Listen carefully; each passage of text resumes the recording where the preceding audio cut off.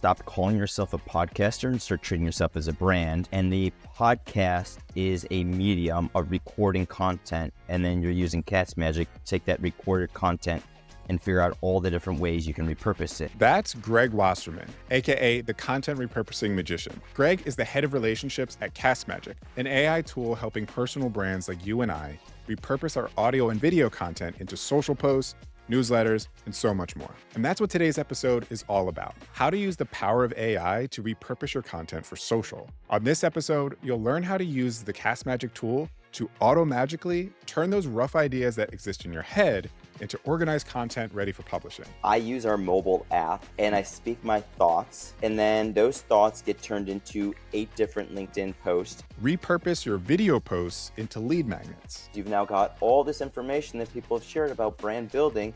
Let's aggregate that using Castmagic's pages and create a course, and then go build your course in whatever program you want to do it. And repurpose your old content into new, consistent social posts. I didn't have to create new content. I already had that content existing. I just had to remember that the content's there. So if I'm like, what do I want to post this week? Let's go back to something that I've already said in a different way, and let's just use that. So let's learn all about content repurposing together on this episode of Brand Science.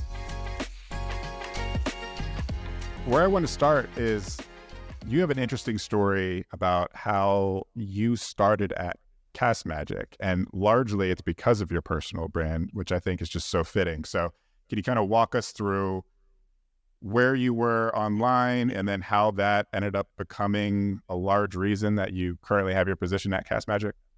Yeah, we can go back further beyond that. I've gotten my last few jobs because of posting on LinkedIn consistently. Last role I had, I believe life is about time and relationships. And so it was a relationship I had.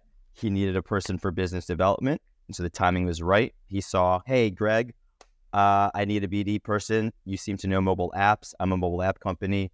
Let's talk. I'm like, sure. And that's how that relationship, or I shouldn't say, that's how that position became, but we already had the relationship.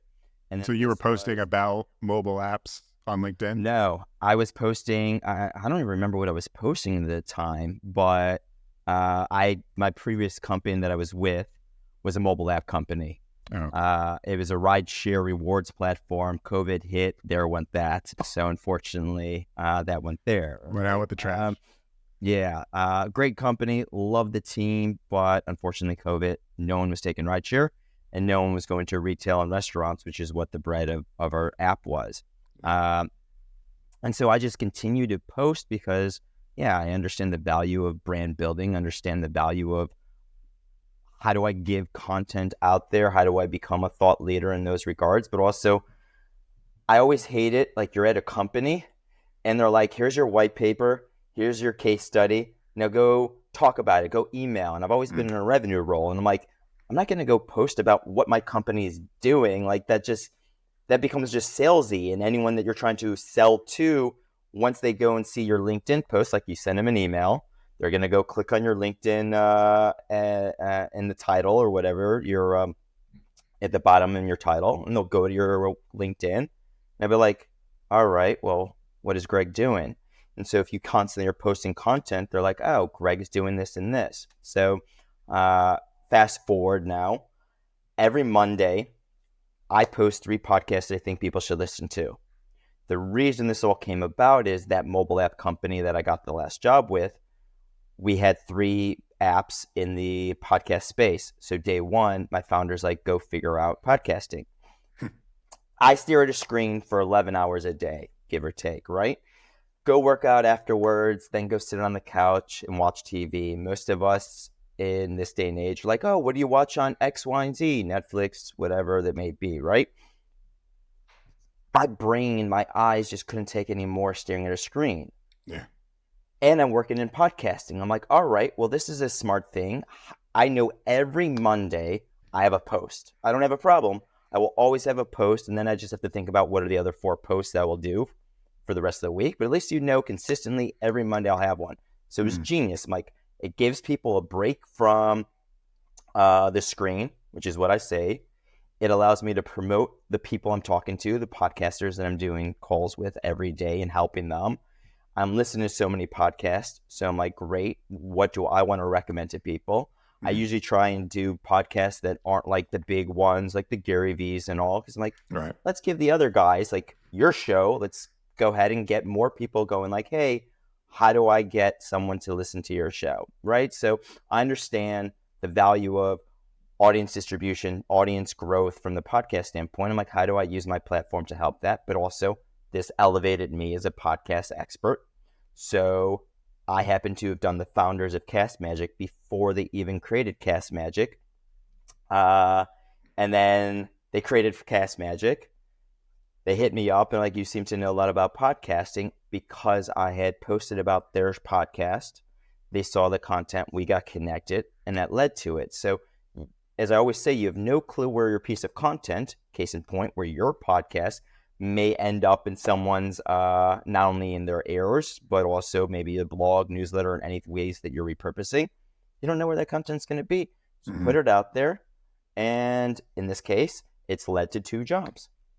That's crazy. And actually, I was just on your LinkedIn and you had a great quote, which I think you generated. Actually, I know you generated from Castmagic because there's a little Castmagic watermark on it. So this is very fitting.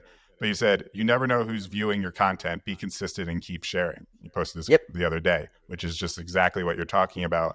And, you know, I spoke with someone about this a couple episodes ago about the idea of there's a lot of, we'll say like sideline viewers of your content, but they'll never like actually like or engage with your content, but they're just like subliminally seeing your thumbnail, seeing your content, and, you know, enjoying it, but you never get that like response to know until, you know, one day someone comes and literally offers you a job because of the content you're publishing. So, I mean, I talk to buddies of mine. They're like, you're killing it on LinkedIn. I see that stuff. And part of me goes like, can you like it? Can you engage? Can you just give me a little nod? For my ego, just give me like right? 1 or 2 likes. Give me a little something. Yeah. But at the same time, I'm like, exactly as you said, you know that you've got X amount of impressions, X amount of engagements.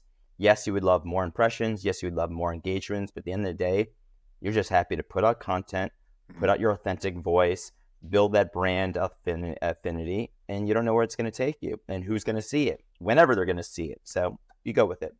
For sure. And I think it's good to kind of lead into then what exactly Castmagic is. And I wanted to say at the top of this podcast that this podcast is by no means sponsored by Castmagic, but I am a big fan of Castmagic. So I will put that out there where I will praise it for everything that it's done. I'm still getting to know. I say Castmagic is like Excel, where it does so much. But early on, you end up using it only for 10%, but then there's this whole world of things that you can really use it for.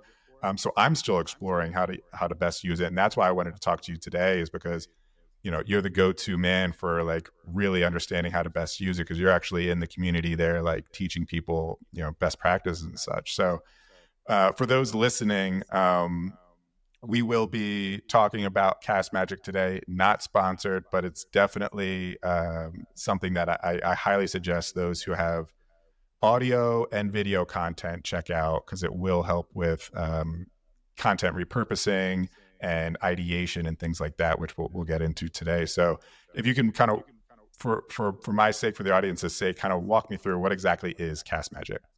Yeah, I'll before I go there, go even another step back to our whole LinkedIn piece. How do I get my LinkedIn post? As you already said, you saw the little watermark Castmagic. I use our mobile app and I speak my thoughts, and then those thoughts get turned into 8 different LinkedIn posts that I can go ahead and each week just put out there whenever I want to put it out there. Because to sit there and figure out what am I typing every day is what most of us struggle with, of like, I don't have the bandwidth or I can't think of what to write. But all of us have plenty of things to say or ways to repurpose what we're saying. So that is literally where most of my LinkedIn content comes from, which is a great access to Castmagic, where I'm like, this is what I've been trying to get people to do. We created a tool that does this. Right. Now I can eat my own food in that regard. So what does Castmagic do? It takes any conversation, turns it into content like magic. That's our slogan, tagline. What does that actually mean? taking a podcast, video, meetings, sales calls, coaching calls, conferences, any kind of audio video recording. We load it into Castmagic, and then think of it as like ChatGPT, but without prompt after prompt after prompt. It's already giving you all the prompts at once, and you that get to design all those prompts so that it runs every time you load a piece of content. So you can automate all the different pieces you may want, get your brand voice, and it only uses my recording as that component. Yeah. And one area that I think is so great about it is, so one of these popular video topics on social media, specifically Instagram, is how to use ChatGPT to come up with content ideas, how to repurpose your long form YouTube video using ChatGPT, and here are the prompts that you need to use in order to do that. The thing about ChatGPT is it's not created to be a marketing tool. And so you have to now become like a prompt master to understand how to spin content into, repurpose your content, or spin it into a newsletter, or spin it into a Twitter thread or X, whatever. And so that's the biggest problem with ChatGPT, is it's not a marketing tool. But with Castmagic is you guys kind of package together these prompts. So if you have a podcast, you can go in, create this space, and select, okay, this is a podcast space. And then you either upload, or you can attach like an RSS feed to that space. And you don't have to create, you can, but you don't have to create these custom marketing prompts. It's already worked into the space itself. So what's going to happen, as soon as you upload your YouTube video, your podcast, it's automatically going to spit out all these great marketing repurposed content, tidbits. So it could be a newsletter, it could be the Twitter thread, it could be titles to use for it, and all that kind of stuff. So you don't have to be like a AI master, prompt master, to understand how to use this thing. You just have to know how to upload your videos, and then it just spits everything out for you, essentially. Yeah, I mean, that was the whole point. Like, how do we do a different components? How do we make it as easy and simple for you to start from scratch and go like, great, here it is. You want to do more? We're community driven. So we've built in their community prompts that people have gone like, oh, I like this prompt, so I want to add this. You have the customization, as you know, to go ahead and choose whatever prompts you would want to. So instead of going to GBT, you come here and you just use those prompts to extract what you want from your recording. So you can become a prompt master, but now it's based on your recording or the recording that you're uploading. So in this case, my 2-minute brain dump on breaking the fourth wall turned it into 5 LinkedIn posts, or a sales call I have going like, what did this person say? What are their objections? Let this automatically do the analysis for me. So a coaching call, like I love doing it for my coaching calls, because I've turned my coaching calls now into courses, because we think about content repurposing isn't just how do I take this podcast and turn it into a blog and newsletter.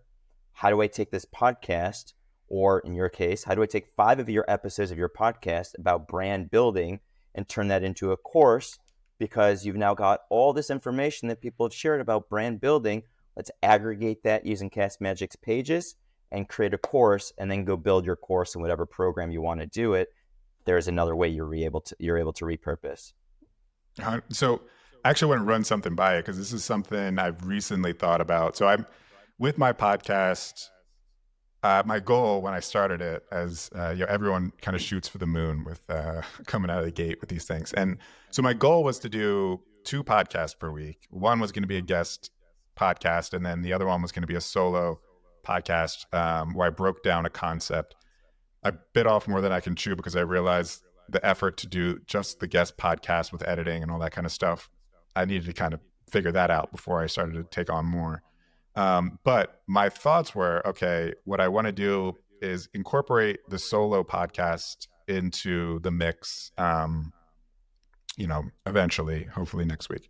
So stay tuned for that, everyone. But what I was thinking was, what you're speaking about is like kind of break down a framework, or break down an umbrella topic, and break them into basically like chapters, right? Like, what if you were to write a book on this concept, what would be like the chapters?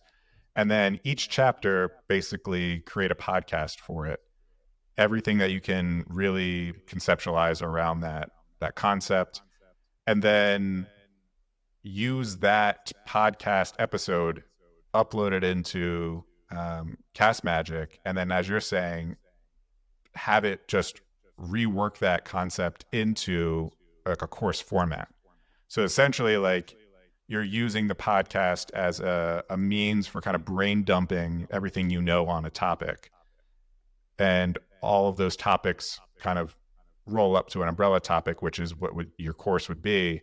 And then all of that feeds into Castmagic, and then that is what kind of spits out, a course at the end of the day. Is that kind of a way to think about how to use the tool, if you will? The way to think about it is stop calling yourself a podcaster and start treating yourself as a brand. And the podcast is a medium of recording content. And then you're using Castmagic to take that recorded content and figure out all the different ways you can repurpose it, whether it is a blog, a newsletter, show notes, or turn it into a course, turn it into a book, turn it into any other kind of pieces of content that you would want to extract. That is how the best are using it and thinking about it, because now you're using it as your content engine. You're taking this recording, what we're talking about here, and going, great, what could I do with this? What could I extract from this? Could I extract quotes? Could I extract topics? Could I extract a course from this? How would I turn this in? Like, one of the prompts that come pre-designed in the podcast space is questions. So it gives you 10 questions of basically what you and I have discussed on this conversation. You could then go ahead and turn that into 10 FAQs. You're like, great, I'm now going to answer each of those 10 questions that maybe Greg answered, but you're now going to go provide your 2 cents, and those become your blogs and FAQs that you've got as writing for your website, or you go and record using the iOS app and answer it yourself, and those become whatever you need. So like the rinse and repeat and repurpose of content just becomes an amazing engine. Sure. One area that you keep bringing up is the mobile app and being able to record on the mobile app. This is even before, I think I stumbled on an ad for Castmagic because my phone was probably listening to my thoughts like it does. Facebook has just kind of tapped into my brain, because Right. I literally was messaging my business partner about an ideal tool where you could record yourself, and then it send to an AI bot, ChatGPT or whatever. It distill that in, like transcribe it, distill it down, organize it, and then spit out, a blog post or whatever. And I was like thinking, oh, you would need to use like Zapier, and I found some other things that kind of did what Castmagic did, but not fully.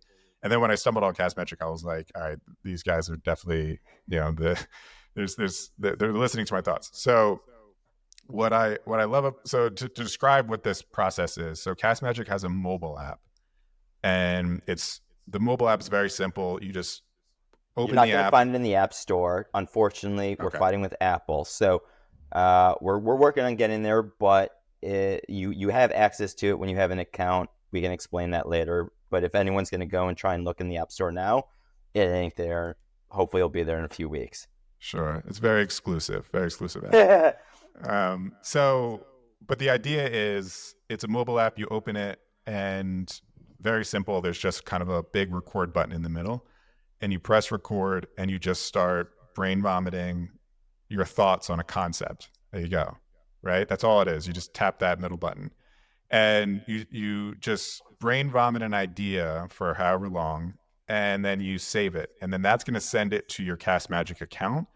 And then those prompts that we're talking about, the ones that come out of the box, ones that you add in yourself, are going to transcribe what you recorded, and then are going to generate, whatever prompts that you added in. So it could auto-generate it into a blog post or newsletter, Twitter thread, etc.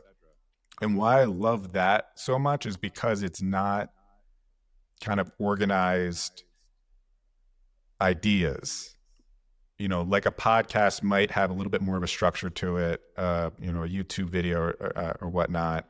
You might kind of have a script, or you might have, beats that you're hitting on, or topics that you're touching on, and it's more formatted. But with that could be, I did this the other day. I was in the car, and if you're in a long car ride and you're listening to a podcast, sometimes that inspires your own thoughts, right? You're like, oh, this is my opinion on what they're talking about, or they kind of say something, and you have questions that you want answered. So what I do is, safely, I keep the mobile app open while I'm driving, and my car has Bluetooth, so all you have to do is kind of reach down and press record. Because as soon as I'm inspired about a thought where I think, oh, that's an interesting idea, I'll just press record and I'll just speak to my car about the idea that I have, and then I save it on my phone, and now that just sends over to my Castmagic account. So I think when a lot of people get into personal branding, they think, oh, things need to be very polished, and I need to sit down and I need to like do my research, and I need to, bullet point things out. And it's so much effort.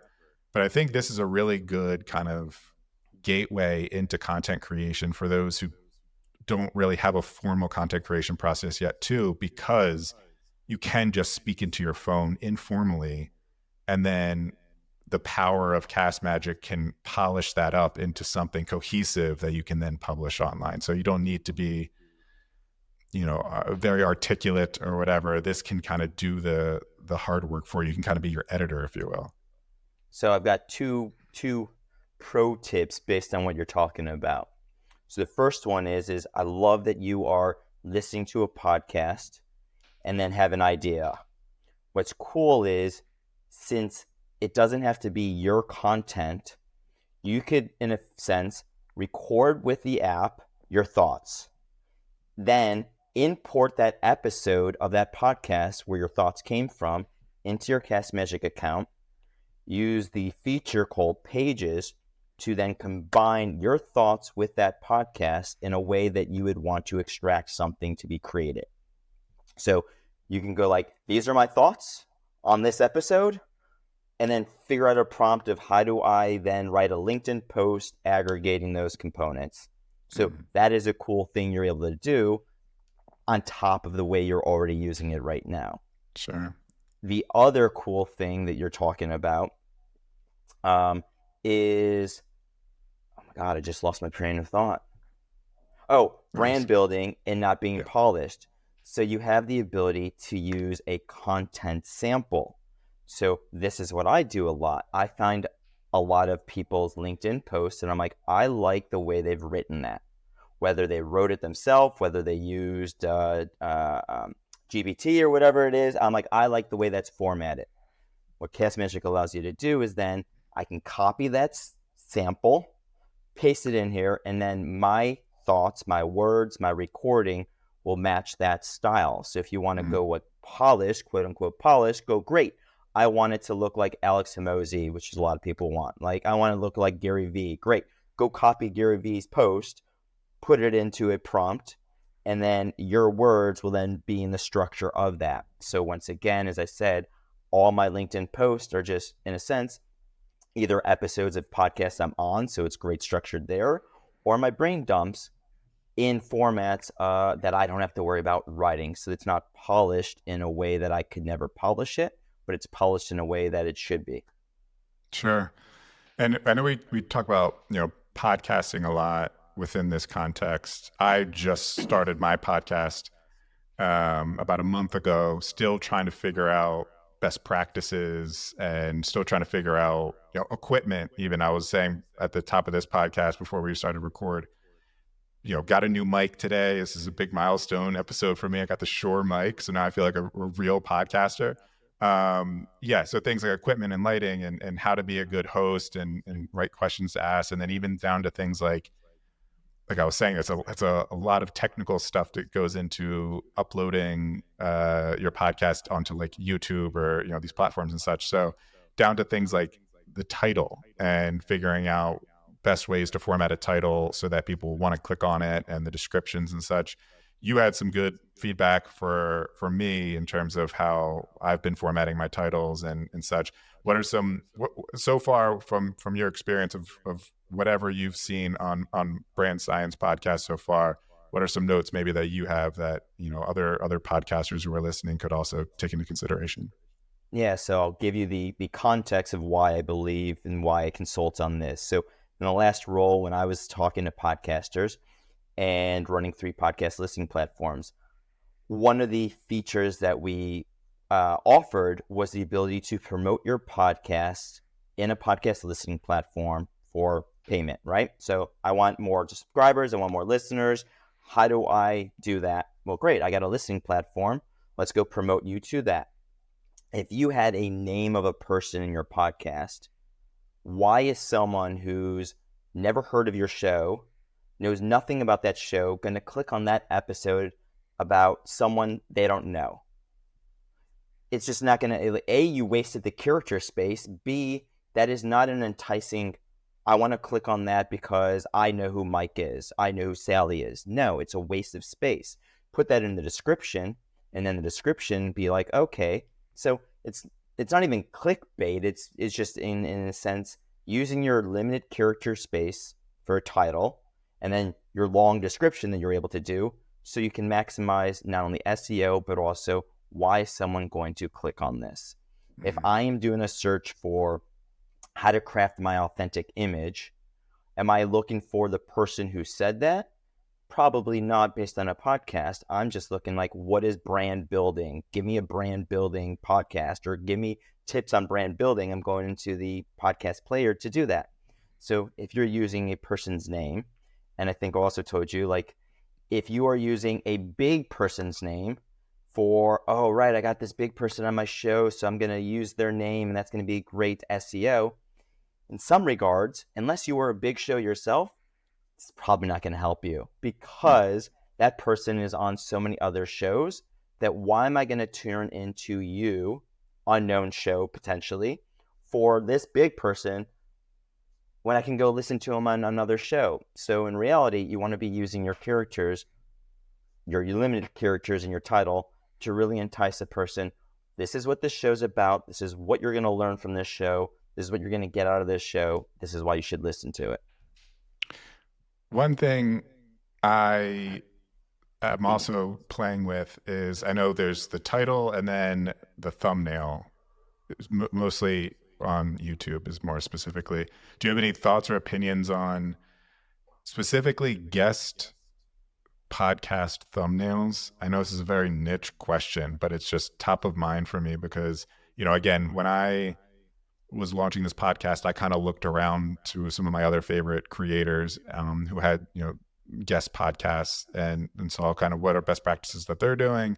And I kind of just landed on a format, or whatever, similar to what you're saying. Cause right now my format it's like basically a split screen of me and the guest, but kind of to your point, not a lot of people are going to know necessarily my early guests. They're not the Gary V's of the world. So is it even worth kind of having that as the thumbnail, or is it more so maybe have some a bit more, abstract or ambiguous, that doesn't really maybe include our faces in it or something like that?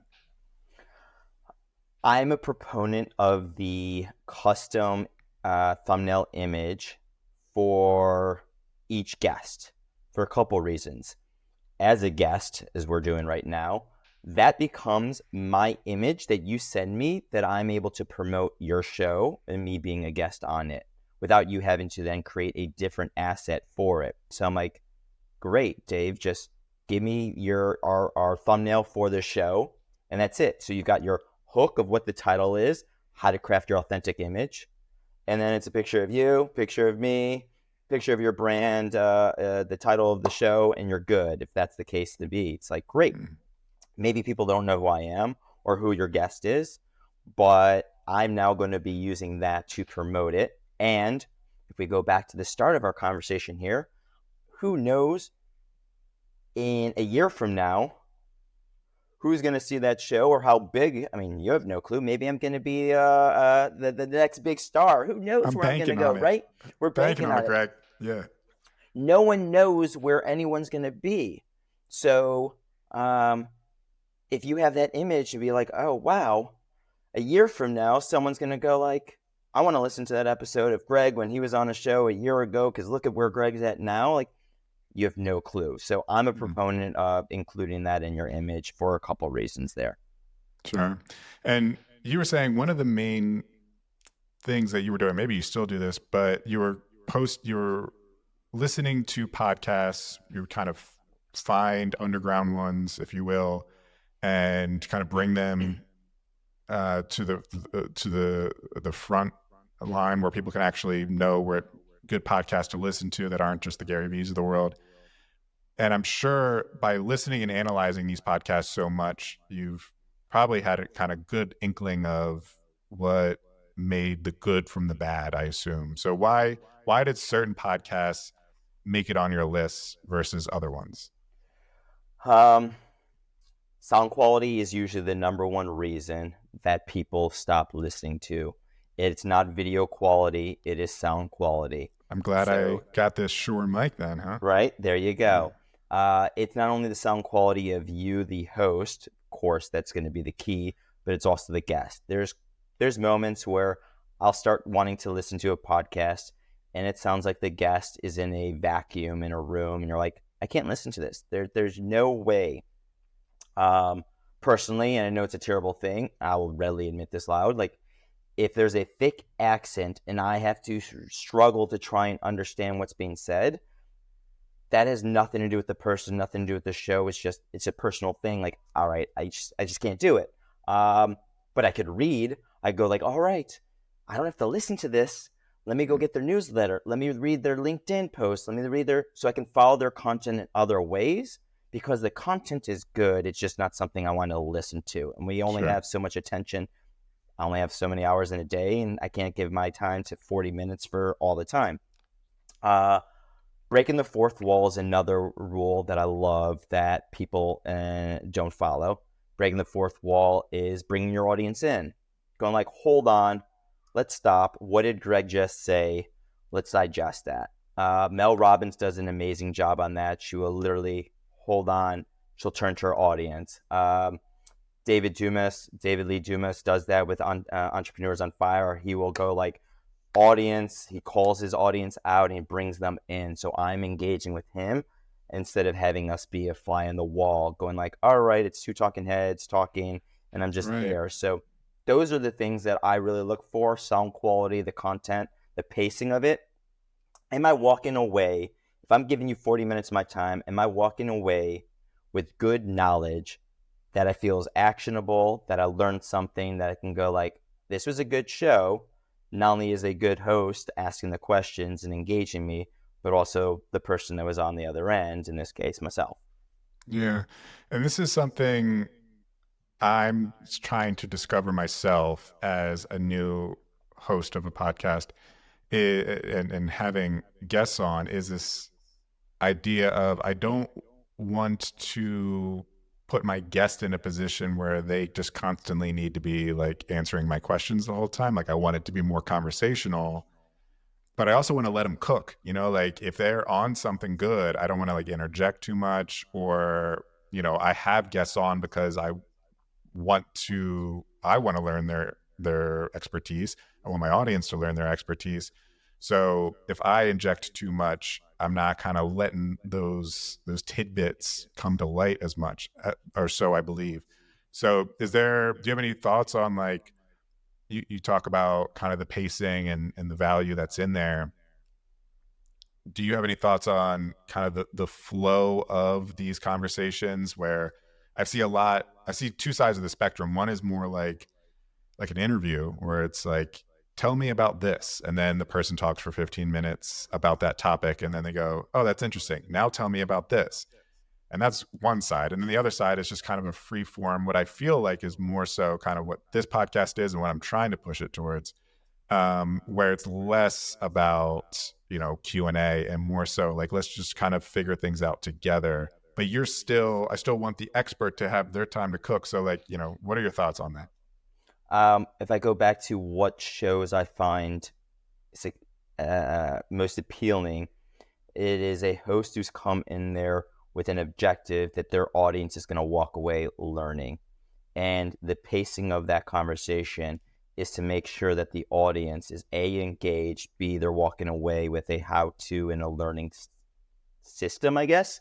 So when it is that free flow, where it is just that conversation, you're trying to figure it out, then you always have to make sure, how do I bring this back in so that my audience is engaged and we are learning, not just having a conversation.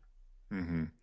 Yeah, because that's the other thing is there are podcasts that are just conversations, and it's just you are the fly on the wall of two interesting people or a couple interesting people having an interesting conversation, and it's usually more entertainment than it is education.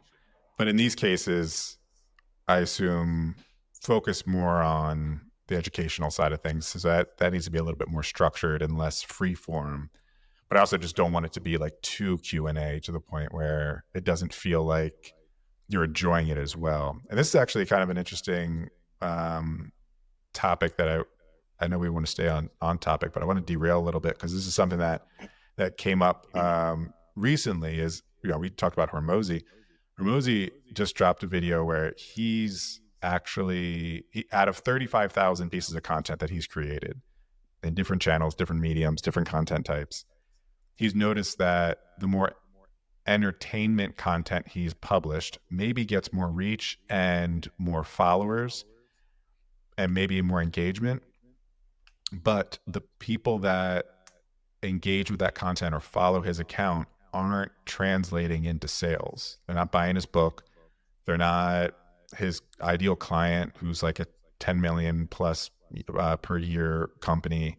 These are just people who are entertained by the concept of Alex Hormozy and just want to follow along for that purpose. But when he posts educational content, people are more highly focused on learning something. So they're in the mindset of, okay, what can this person do for me? And then when they realize, oh, wait, he's got a book. Oh, wait, he's got a course. Oh, wait, he has these services I can opt into.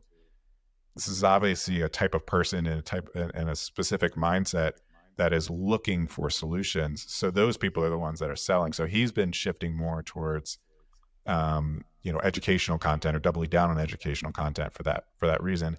And I know you are focused on how to monetize your podcast. Can that translate into, podcast monetization as well? What are the ways that you could monetize a podcast? And is it, should I be thinking about more so educational versus entertainment in the same vein, if you will? Now, those are two different train of thoughts. Yeah. If we go to Alex, it makes complete sense. Psychology is we want to learn. Why Guy Raz, How I Built This is so popular. People are like, I want to turn in and go, how did this company do what this company did and walk away with these steps? Like those are the educational pieces. You look at some of the top shows out there. Why are they top shows? Because they're educating you. They're teaching you on how to do something. Podcasting, if we go back to a previous point we're talking about, right? Like podcasting is your media engine. So how do I turn this conversation into a lead magnet for whatever it is you want? So let's now go to your second piece, the monetization piece.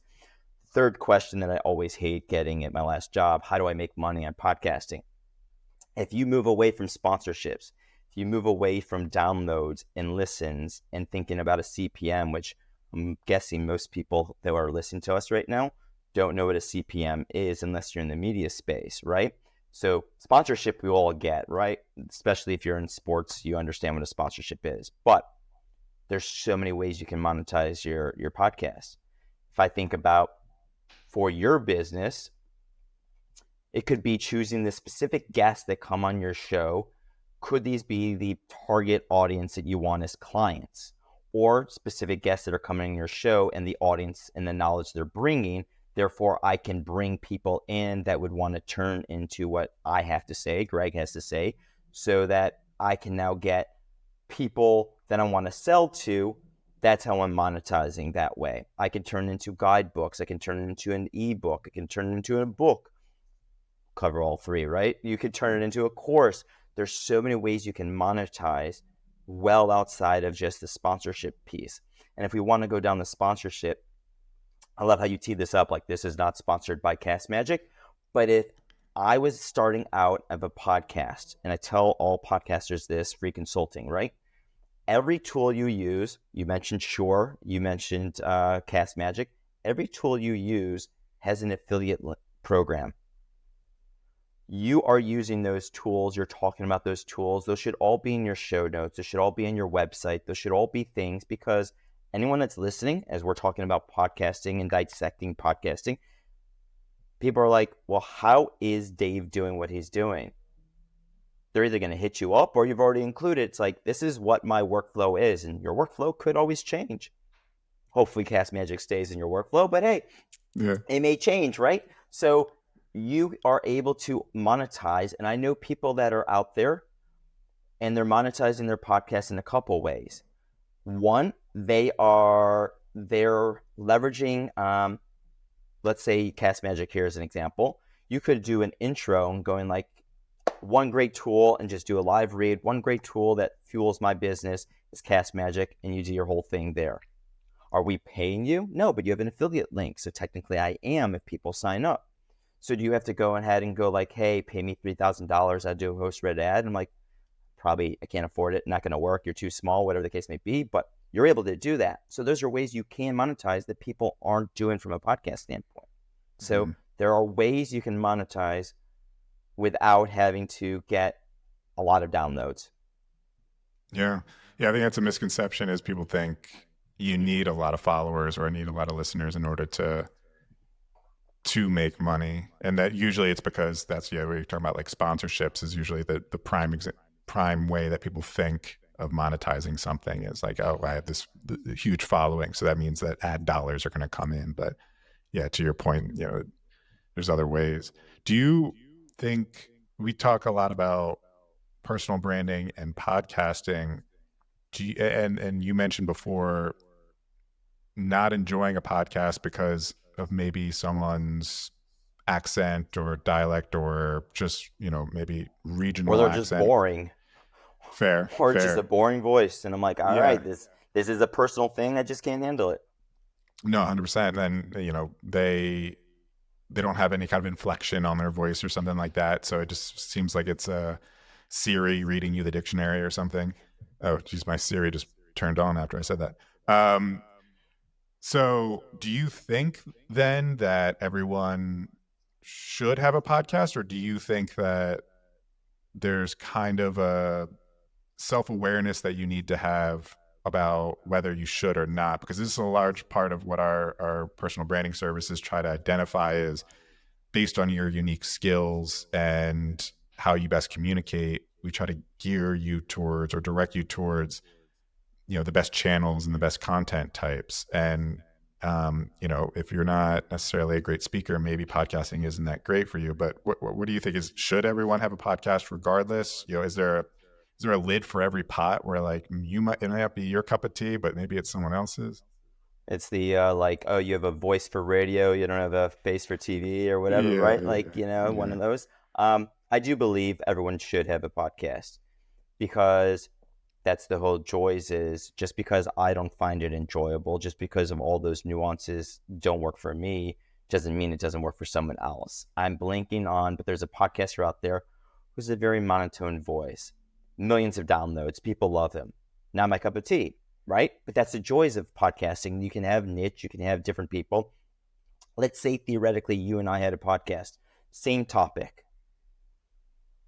Technically, we're competitors, quote unquote competitors in that regards. But like, who turns into your show versus who turns into my show may be completely different, because they gravitate towards what you have to say, how you question, versus my voice and what I say. Like, I have no clue.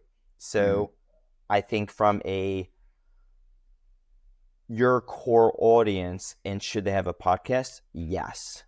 And the other reason is, if you get away from downloads, you can go like, all right, we're just going to record your thoughts. We're going to record this conversation, and that conversation is then going to turn into your blog. That's going to turn into your newsletter. And we don't care if only 5 people listen to this. I was able to get a person, your target audience, on your show, which you can hopefully then sell to if that's your core motion for having the podcast. Turn that content then into all the other content pieces you want, and we don't care. I mean, I didn't go to you and go like, hey, how many downloads you have? Right. For the most part, most of us don't care unless you're like Gary Vee. But I got a buddy, I got a college friend. He gets the biggest names. Like my brother and I talk about this all the time. Shout out to Adam Mendler here. And he gets some big names. Doesn't have a lot of downloads. We're always like, how do you get people on your show? Like you're getting CEOs, you're getting presidents, like all these names on there. Like, how are you getting this? First, you start small. Once you get a couple names, then it becomes easier for you to go like, well, I've gotten these names. Well, if those names have come on there, then maybe I should come on there. And then I should come on there. And then I mean, it just becomes a trickle effect. So it becomes one of those cool things where you play your network, you get some big names, you get the big names you need. And I say big names, it could just be like they're presidents of companies you may never heard of, whatever the case may be. But like, there's so much value. And this is what I love about the podcast space. That and podcasting, which is why I'm so happy to be in it, it's all community driven. Case in point, I go on your show, you go on my show, we do cross promos. That's how growth actually happens. It's actually been proven that doing cross promos is probably the easiest and cheapest way that you can grow your audience. You're not going like, hold on, your listeners are going to then leave my show. It's potential. They may come to my show and stop listening to you because they like what I have to say more than you. Probably not, but we take that chance, and it's also a good thing because you're giving the audience. Then you're finding who is your true audience. Right. Yeah. If they enjoy your podcast more than mine, then they weren't right for me to begin with. We'll say that. Right, and that's okay. Yeah.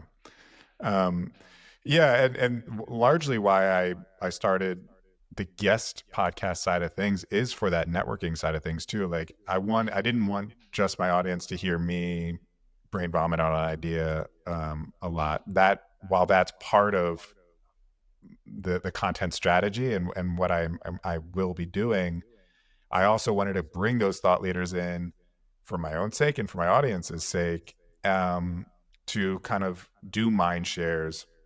And I enjoy having these conversations of being able to like explore ideas that otherwise in a silo where it's just you and your thoughts, like you don't really craft those ideas as well. But to be able to explore that on a podcast for the sake of like our networking, but also for the sake of like what an audience can learn along the way. That was like a large part of why I wanted to do it this way than just like me in my dark apartment, you know, with a microphone, just talking to myself and my cat the whole time. So, yeah, I think there's like, it's a great way, as you're saying, to kind of bring together your thoughts and brand yourself so that, you know, I think people do look at other people in a little bit higher regard if they do have a podcast, just being, because it's a leap to really put yourself out there and to like, you know, say, you know, speak your truth, if you will, in public. And that's, you know, that you can delete it, but it's, you know, it's on there. And so, you know, it's a bit of an effort to get it going. So people just kind of say, okay, this person must be somewhat legit if they have a podcast. So it's a little bit of that like Twitter blue check mark, if you will, in a way. But, you know, at the same time, as you're saying, kind of using it as a kind of North Star or, you know, keystone for the rest of your content as well, because this is where you collect your thoughts, and then using something like Castmagic, you're then able to spin off into your kind of micro content as well. I know, you know, as prep for this podcast, I sent out a questionnaire, and one of the questions I asked is, tell me something that would be shocking to know about you. And one of the things that you mentioned was that while you are, you know, behind the scenes of a tool that helps you stay consistent with content, you still struggle with that. And I think that's just the number one thing that most creators do struggle with as well. what are some of the, like, the hurdles that you've been facing with consistency in content creation? And then, how are you using maybe Castmagic and or other tools to try to, you know, defeat those monsters, if you will? Yeah, I mean, it's we get in the rat race, which is the funny part of working at a company where I try to avoid the rat race. But we get in the rat race is I always have to be creating content. And so you feel like, what am I going to post this week? What is the new thought? What is the new conversation? What is the new thing? As opposed to, hold on, I've got all these previous thoughts that probably Dave has never heard because Dave and I just connected a month ago, or he never saw my LinkedIn post, or whatever the case may be. So how do I take those back catalog of thoughts and just resurface them? So I'll date our show for a moment here, but like, we're the start of May, so May is Mental Health Awareness Month. Well, I told my mental health story at the beginning of January, and I'm like, great. Well, I've got a podcast now where, as you were just talking about, I went deep and vulnerable, and I put that story out there and had as Brene Brown says, a vulnerability hangover. And I'm like, I can't believe I just did that. I can't believe I just told everyone where I've been in my life. Well, now I went back to that post or that episode in Castmagic. I'm like, great. It's Mental Health Awareness Month. Write me a post using mental health awareness as the tagline based on what I said in this podcast and give people some action items. I didn't have to go and create a new post. I didn't have to create new content. I already had that content existing. I just had to remember that that content's there. And as you start setting up in a tool like Castmagic, I can set up 5 prompts for 5 different LinkedIn posts with one recording. So if I'm like, what do I want to post this week? Let's go back to something that I've already said in a different way, and let's just use that. And there you go. You're good. We just get stuck in the I need to create, especially when you're a podcast. You're like, well, I'm doing this every week, so I've got to always be creating. But the joy is you've got this back catalog of content. Or you've got your brain thoughts, like you said, driving. You're like, how do I do that? So the joys is you always have this content that's available to you. Stop being overwhelmed. And I know I'm saying this because, as you said, that is the thing I still struggle with is like, what am I going to post? The other side is what's going to get me engagements, what's going to me views, all those metrics that we try and get we're not hung up on, but we get hung up on. I also get in my head, just like the rest of us, of like, what are the algorithms favoring? And so you start going like, am I writing this right? Like, I know, I'll readily admit, my tagline to get you to click and read the rest of my content is not my forte. Even asking Castmagic to give me a good headline is not my forte. At the end of the day, I just decided I don't care. If it doesn't get thousands of views and only gets hundreds of views, once again, it got me the job. It got me the connection. I have no clue who's seeing that. And so, yes, I would love to have more people see it so that it creates more of this thought leadership and so forth. But at the end of the day, the biggest takeaway is just do it, right? Nike says it best. Just put it out there. It doesn't have to be perfect. It doesn't have to be clean, as you've already said. Like, just put the content out there and then see where it takes you. Mm-hmm. Yeah, and this is very key too, because I think when people are starting their personal brands and they're getting into content creation, they don't liken themselves to be content creators or content strategists, and so they don't think they have something to say, or they don't know how to translate maybe some thoughts that they already have into content that they can create. So what you're saying here is key, because if you have any industry experience, if you've a lot of times people that we work with are 10, 15, 20 years plus experience in their industry. You have stories, you have client experiences, you have case studies, you've gone to conferences, there's experiences you've had in your life or in your career, that it's less about trying to reinvent the wheel about something like new and exciting a new idea no one's ever heard of, moving forward, and more so just like a reflection on what you've already done. And as long as you can just like capture that in, in this case, if you're trying to kind of create it within Castmagic, you can capture that in a podcast episode or capture it in a video post, don't overthink it. Just kind of like speak to your own experiences, like you're talking about with like your vulnerable post, with the mental health awareness month and all that.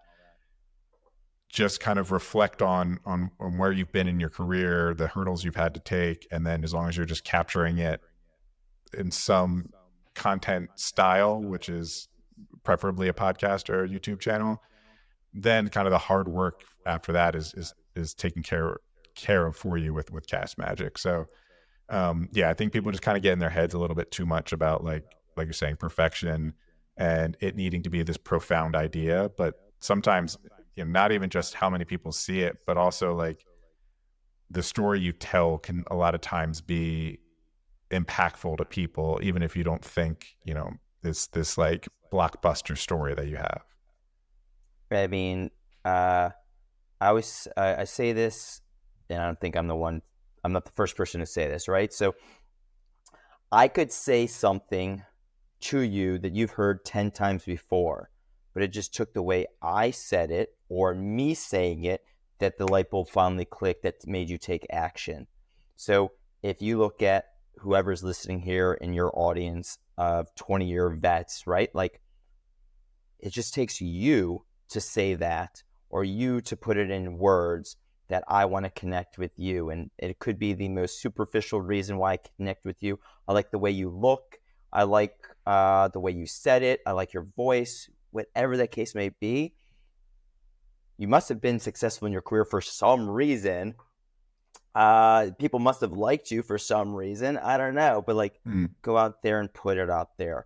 And if you're not going to do a podcast, then do the most basic thing possible. Come up with a series of questions that you want to answer. Record yourself answering those pieces and then turn those into the text that you would need so that you can get your thought leadership out there as a blog, a newsletter, or whatever it is. If you're like, I don't want my voice out there, then great. Have your quote unquote voice still be out there, but not in a vocal or visual manner, but in at least it's the words, the thoughts that can resonate with a person and build that brand thought leadership. Love it.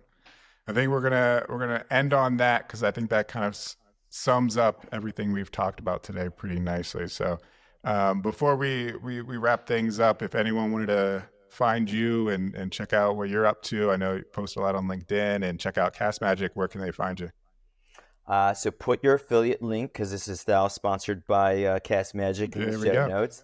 And then for me, right now, I live on LinkedIn. One of my goals for 2024 is build my own website and build my own brand in that regards. But right now, I am renting space on LinkedIn. So come find me there. As my profile says, life is about time and relationships. You have no clue where one conversation today will take you in the future. So I'm open to connect, open to talk, and see where those conversations take us, because I enjoy them. That's why we connect. For sure. Yeah. Well, go check out Greg and connect, learn all things podcasting, Castmagic, content repurposing. Greg, I appreciate you being on today, man. Hey, Dave, thank you. And to everyone that's listening, thank you for your time.